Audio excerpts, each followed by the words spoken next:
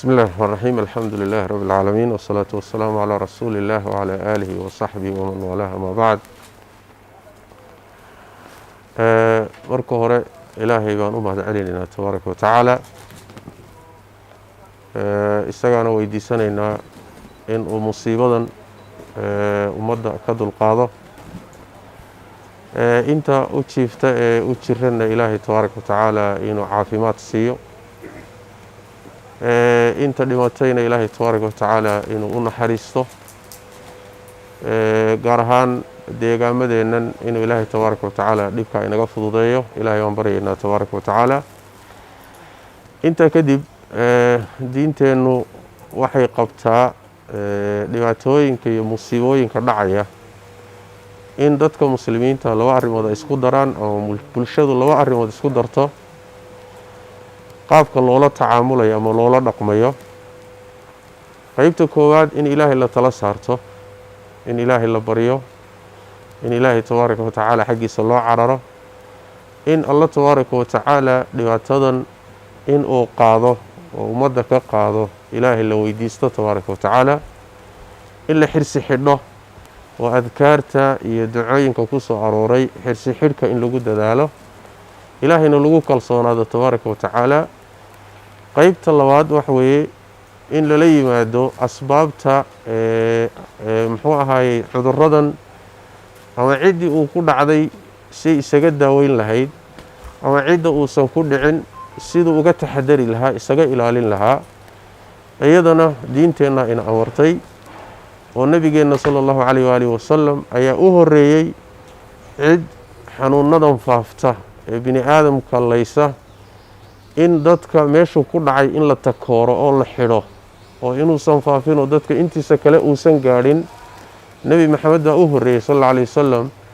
1400 sano ka hor ayuu nebigu wuxuu yihi sal alla alay wasalam meeshii daacuunku ku dhaco cudurrada faafa ayuu ka mid yahay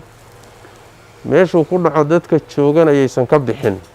dadka ka maqanayaysan gelin buu nebigu yihi sal alla alay wasalam arrintaasi waxay tilmaamaysaa in la qaato fayadhowrka iyo taxadarka in la qaato inay diinteennu ina amartay waxaa kaloo nabigeennu yidhi sal alla alay wasalam ruux xoolihiisu u fayow yihiin oo xoolo fayow wataay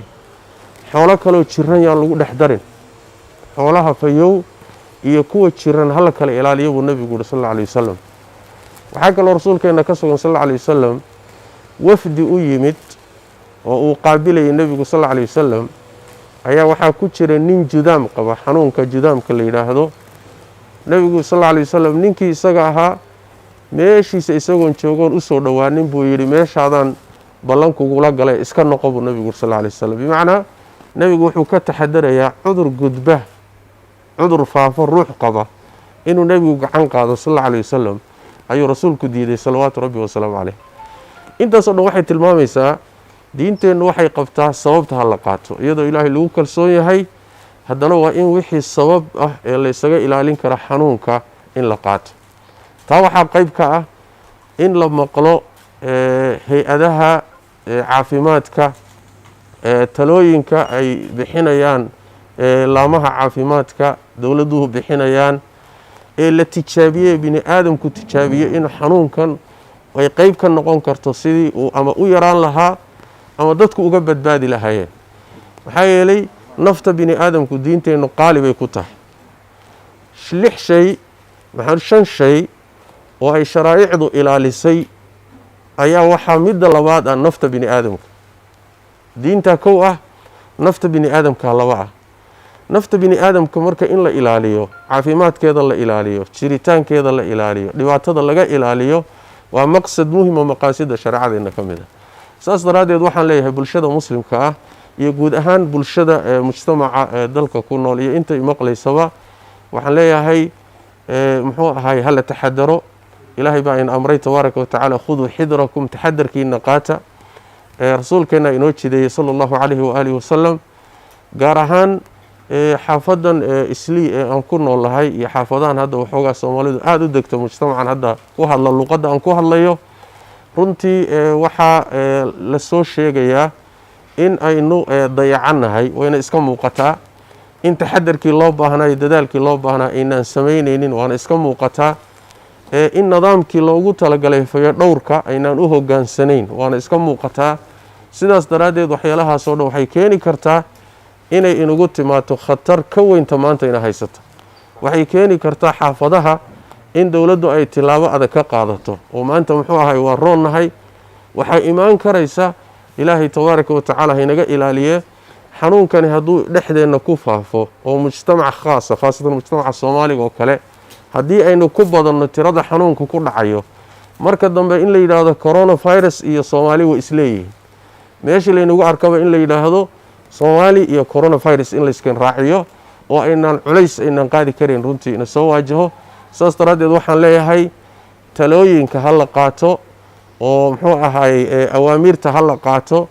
oo caafimaadkeena aan ka dadaalo oo inaynaan sabab u noqonin inayn dadkii ayna xanuunkii dhibaatadii inay sii korodho inaynaan sabab u noqonin ha lagu dadaalo ilaahay tabaaraka wa tacaala dhibaatooyinka ah inaga sarfiyo dayaca faraha badanna insha allahu tacaala aynu ka baxno meelihii lagu taliyo ha la xidho meelihii lagu taliyo ha laga tago guryaha lagu ekaado ha la joogo guryihii laftooda hawl weyn baa inoo taallo oo caruurtii iyo dumarkii iyo ilmihii iyo iskuulladii waxbarashadii ka joogay baa guryaha inoo jooga oo loo baahan yahay inaynu muxuu ahay la noolaano guriga laftiisa faa'iidooyin badan baa laga yaabaa xanuunkaasi guryaha inugu xareeyay inayba ka dhalataa dhici karaysa oo muxuu ahay dumarkii iyo carruurtii baa jaanis isu hel dumarkii iyo carruurtii iyo raggii iyo mas-uulka ka ahaa baa jaanis isu helay marka guryaha lagu ekaado hana la dadaalo ilaahayna hala tala saarto asbaabtaa inaan qaadannana intayna dowladdu ina amrin oo hay-adaha caafimaadku ina amrin diinteenna ina amraysa waa waajib sharci ah inaynu wixii dadaala qaadanno oon taxadarno waad mahadsantihiin jasaakum allahu khayr wasalaamu calaykum waraxmat ullahi wabarakaatu waxaan rabaa inaan wax yar aan magacayga waxaa la yidhahdaa ibraahim maxamed xuseen guddoomiyaha ganacsatada islii dukaamahanayto la xiray islii ama meelaha kale oo becsharada lagu hagaajiyey ma ihin in maaragtay dadka lagu canaadaya sida aan qabar ku helnay waxaa weeyne islii inay noqoto meel halis waxay halis ku noqon kartaa ama ay ku tahay shicibka meesha degan ayaa aad iyo aada u badan haddii qolo ahaan ama aan ahaanana hadalkii dowladda ay keentay ama sharciyadii soo dejisay ama nidaamkii in aan fulino dhib weyn bay dadka ku tahay dukaamaha waxaa loo xiray wax danteena waxaa loo xiray naftiina in la badbaadiyo waxaa loo xiray nafta shicibka kale oo waddanka oo idil in maaragtay la badbaadiyo sidaa aawadeed dukaamahanayto la xiray waa muddo iska gaaban waana furi doonaa insha allah laakiin waxay ku xiran tahay in shuruudayaalkii dowladda ay soo gudbisay in laga soo baxa shuruudayaalka maxaa ka mid eh waxaa ka mid eh waxa la yidhaahdo social distance waa in la kala fogaado waa in nin aanan qabin ama afdabool la yidhaahdo mask la yidhaahdo nimaanan qabin inuu soo bixi karaynin inaanan waxba laga iibin karaynin ninka wax gadanayo iyo kaneeto wax gadayaba waa laazim maaska inay xirtaan waxaa kale oo laazimi gacnaha in la dhaqdo oo saabuun la dhaqdo oo yacni gacno iska farxala ma ihin sidai caadigaheed saabuun si wanaagsan looga dhaqo sanitizers iidana gacnaha si fiican loo dhaqdo intaasayto ayaa ninka balaynaa walaalayaal waa ogsannahay becsharada islii inay intaasoo kumaakun ay ku nooshahay inay muhim tahay xaafadaasayto waxaa haddii aan ahnay shicibkii islii business ama ganacsatadii soomaaliya haddaanan ama islii waxay nagu qasabtay intii maaragtay dowlad ayna maamuli lahayd oo islii total shutdown laga dhigi lahay inaan annaga aan arrimahaasayto aan horkacno in maaragtay aan ishadal maqolno waxaan inka baryaynaa ama aan leenahay kuwa aan ogoleyna dee haddaad diidid amarkii dee meesha adigii dowladda ayaa dhexdiina laga baxaya waana dhici doontaa haddii sharciyaalkanayto aada u hoggaansami waysid sharci waxaa jiro public health act la yidhaahdo dukaankaasayto ama gurigaas oo idil moolkaas oo idil waxaa laga yaabaa in laba xiro gurigiisaba oo laysaskaadaba maaragtay lagaa qaado ayaa dhici doonta marka sida aawadeed canaad sameeyiin sida aawadeed waxaan idinka baryaynaa inaad u hoggaansatiin culammada iyo maaragtay leadershipka oo maaragtay dadkeena madaxda iyo businesska inaad hadalkaa maqashiin waxaa kale oo igu dambaysa oon rabaa inaan ka sheego waktigaanayto waa wakti aad iyo aad u dhib badan waa wakti ramadaane ool waxaa dhici jirtay masaajidyaha ayaa maaragtay afuraad laga karan jiray amaba qofkii ayaa intaas 10 qof gurigiisa ka afuri jirtay hadda ma suurigeli karayto markan shacabka soomaali khasuusan maalqabeenka waxaan ka codsanaynaa siduu madaxweynaha uu maaragtay uu horaana nolosha u hadlay oo sida waxaa la hagaajinaa maaragtay fund oo dadkii liito wax loo aruurinaa sidaa aawadeed mid khasuusan oo anake oo khasuusan waktigaanayto ramadaanka ayaan guri doonaa Sleep Business Community iyo muxushumuha ducaale iyo culamadeenna waa idin soo soconnaa dadka maalqabeenka how maanta ayaa listirsadaa waa ramadaan wax walba waad u niyeysan karaysaa markan sida aawadeed waa in ku soo soconnaa dadka maalqabeenka wax allaahi wixii aad karaysiin wixii inka tabare sadaqadaasayto maaragtay waa in ku soo soconnaa diyaar ahaado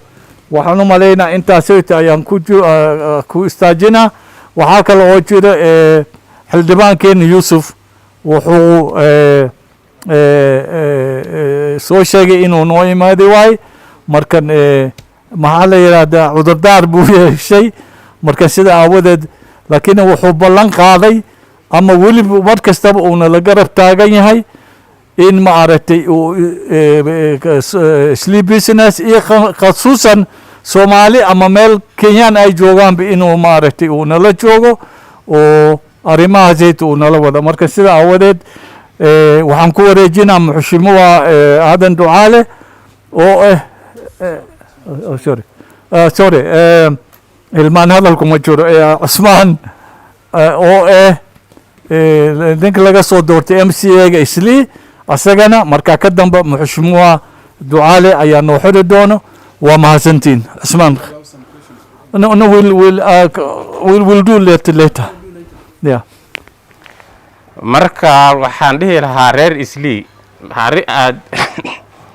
pandemic COVID-19 waa halis mid oo yacni ciyaar loo qaadan kara ma aha marka dawladdii waxay soo dejisay amar ay soo dejisay amarkaas wuxuu yahay in guryaha la joogo qofka hadduu ku qasban yahay inuu gurigiisa ka baxo waa inuu marka face mask soo xidha inta kalena waxaa weeye marka sanitizer markii aad guriga ka baxaysid markii aad ku soo noqotid kulli inaad isticmaashid oo face mask aad xiratid marka sida uu sheegay gudoomiyaha Sleep Business Community haddii aadan yacni mask aad wadanin in aad mool aad geli karin oo waxyaabo badan ay soo dhigeen oo in la kala fogaado marka taasi waxaa la yidhi haddii ay reer Islii ay islaalin waayaan marka dawladda inay imaanayso oo total shutdown wax la yidhaahdo oo yacni Islii dhan hareeraha kulli laga soo xiro ay noqon doonto marka intii taas ay imaan lahayd in hadda yacni wixii la qaato taas ayaan idinka codsanaynaa marka talooyinka uu la qaato marka wassalaamu calaykum waraxmatullaahi wabarakaatu